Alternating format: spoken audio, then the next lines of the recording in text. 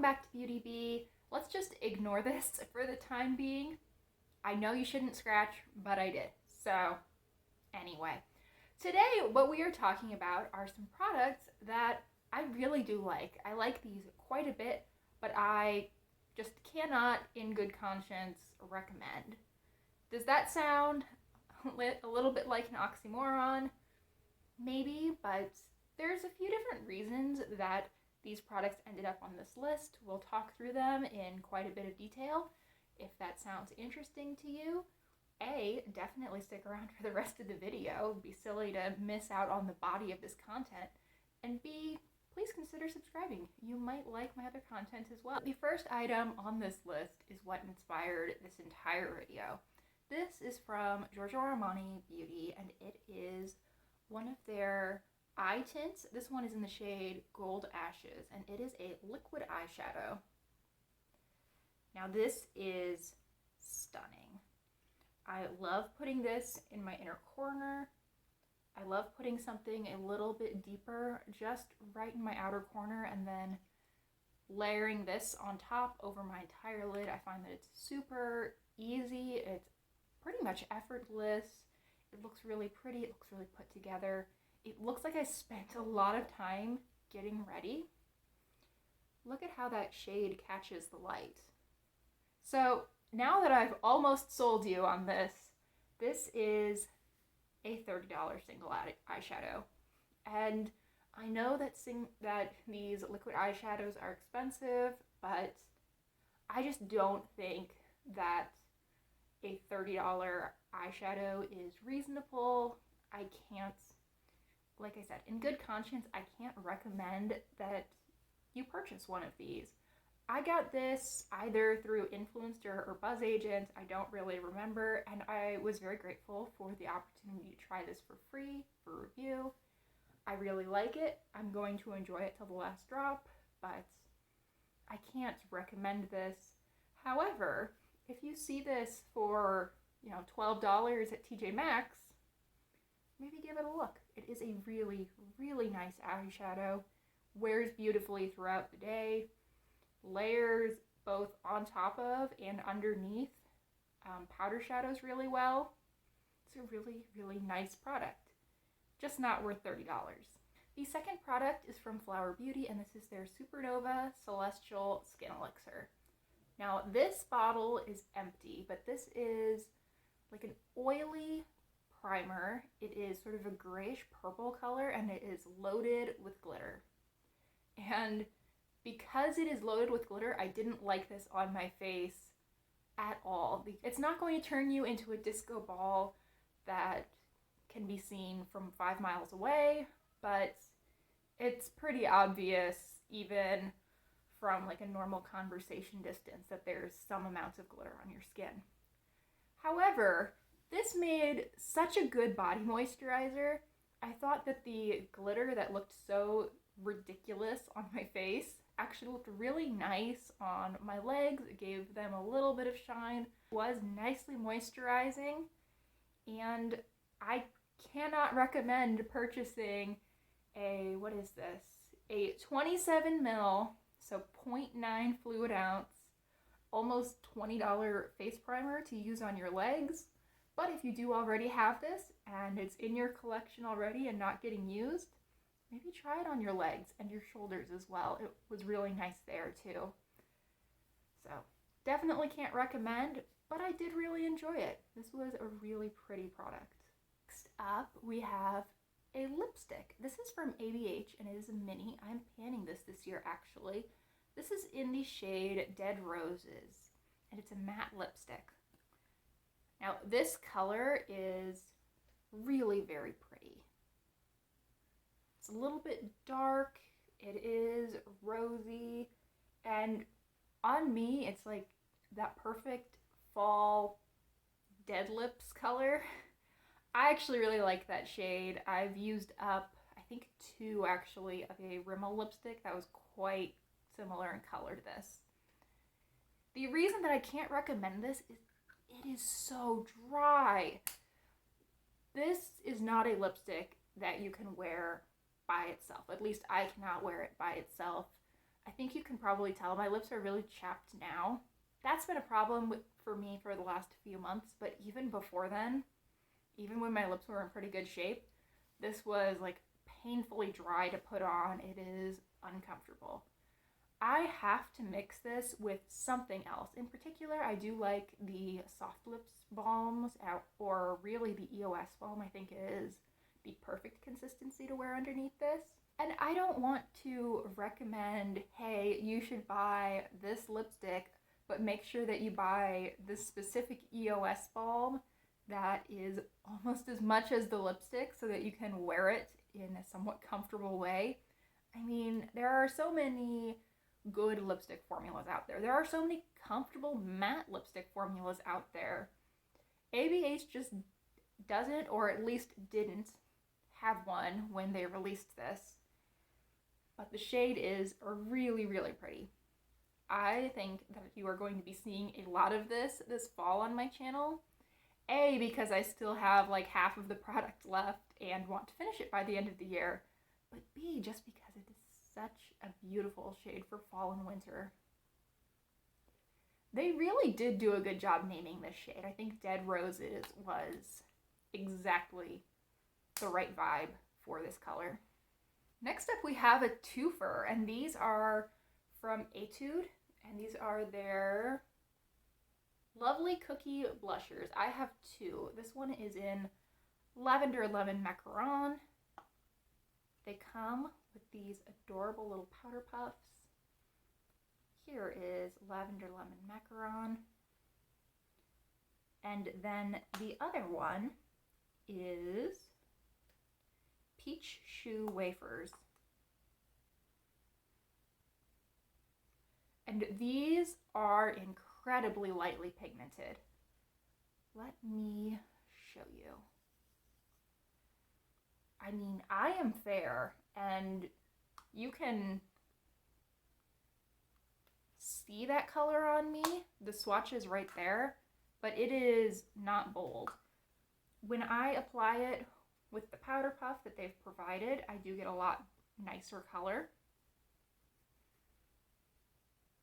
But it is still a buildable shade on me. It's super light. I find it a very pretty effect, but I don't think that people who even had like a light medium skin tone could get this to show up very easily. People might have a little bit of an easier time with Lavender Lemon Macaron. I think that this one is just a hair deeper, but still, let me show you. I mean, you can see that one a little bit better, I think, but it is still very light.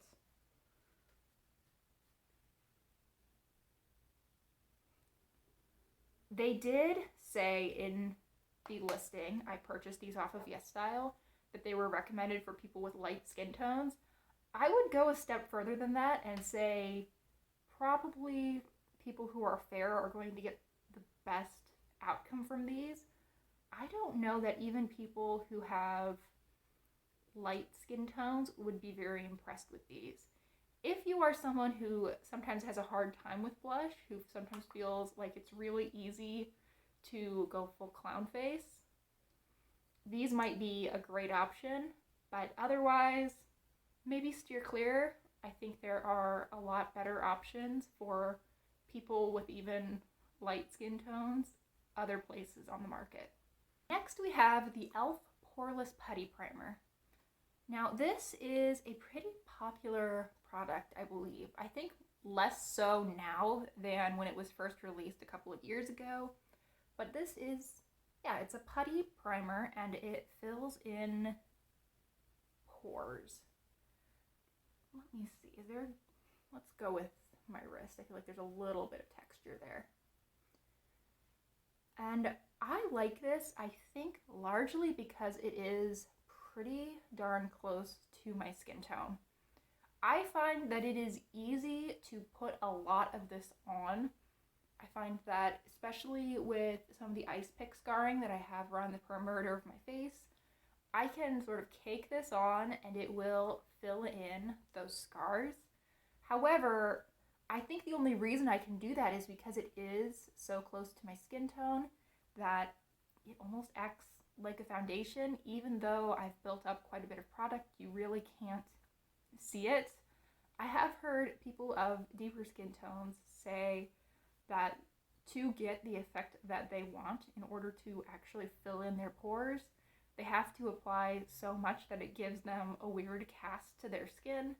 So I think this is another product that, unless you are pretty close in color to the product, or if you are only trying to fill in very, very small pores, in which case, why bother? I mean, maybe you have so close to perfect skin that you just need a tiny little bit of something, but if you have something a little bit larger to fill in, probably best to stick to this only if you have a really similar skin tone. So I don't feel like I can recommend that to a wide audience, but I do really like this for a very specific purpose. And this is another one that I really can't recommend to anyone if they don't have very fair skin, and even then, I don't think it's the greatest quality palette. This is In a Trance from ColourPop. It is one of their tie-dye collection, and in the pan, this looks stunning. I love this sort of periwinkle-based palette. There are some beautiful, beautiful shades in here. Specifically, I love Mind's Eye and Clarity. The writing on this is so hard to read. And they are these two shades, but these are so lightly pigmented, especially these mattes. Let me show you. Here is Future Self and Up Level. They look okay in the finger swatch, but let's put them right here and right there. They are so, so lightly pigmented. I can build these up to an okay level of opacity on my skin tone, but again, I'm pretty fair. I wear the lightest shade of foundation that ColourPop has to offer. I think that I could probably go up like a half a step, but I'm really light. These are barely pigmented at all. If you are even of a light medium skin tone, I think you're really going to struggle with this palette. And I mean, that Up Level shade is the second deepest matte this palette has to offer, because this shade has shimmer in it and this shade has shimmer in it. I mean, that is ridiculous. There are 3 real mattes in this palette, and 2 of them barely even show up even on me. Even though periwinkle is one of my favorite colors, I think that this palette is so, so pretty to look at, and there are some shades in here that I really do enjoy. That's ridiculous. I can't recommend that to anyone. ColourPop really needs to work on their pastel formula if they want to put out palettes like this. The last product on here is another one that's just too expensive for me to recommend. This I also got from Buzz Agent, I believe, and this is from YSL. This is their The Slim lipstick in the shade 1966. I think that it is a little bit hard to use.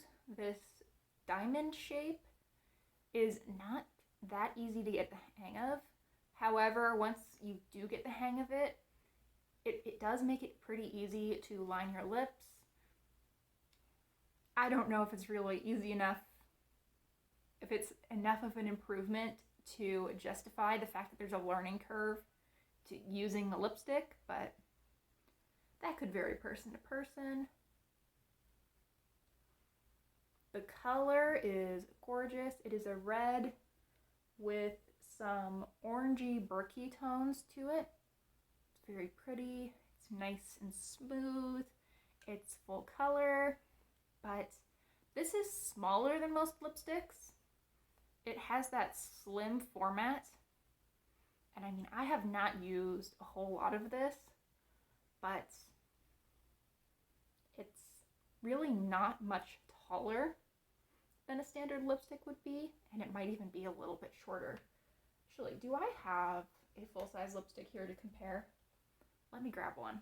Okay, for comparison, I have pulled a Flower Beauty lipstick. This is one of their Petal Pout lipsticks, and this has 3.2 grams of product in it.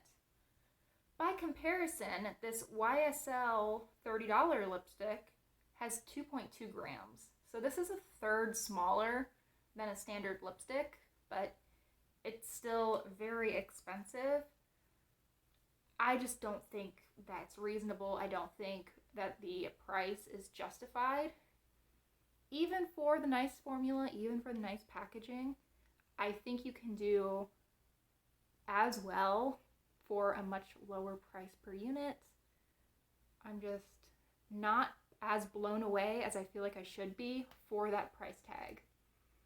But I do really enjoy the product. I think it's really lovely. And that actually goes for everything in this video. I like these products, I just can't recommend them, hence the title. What are those products that you really do enjoy, but you know you can't in good conscience recommend to someone else? I would love to hear your thoughts. Thank you so much for watching. I really hope you enjoyed. Like I said earlier in the video, please consider liking and subscribing if you did. And I hope that I will see you all in the next one. Bye!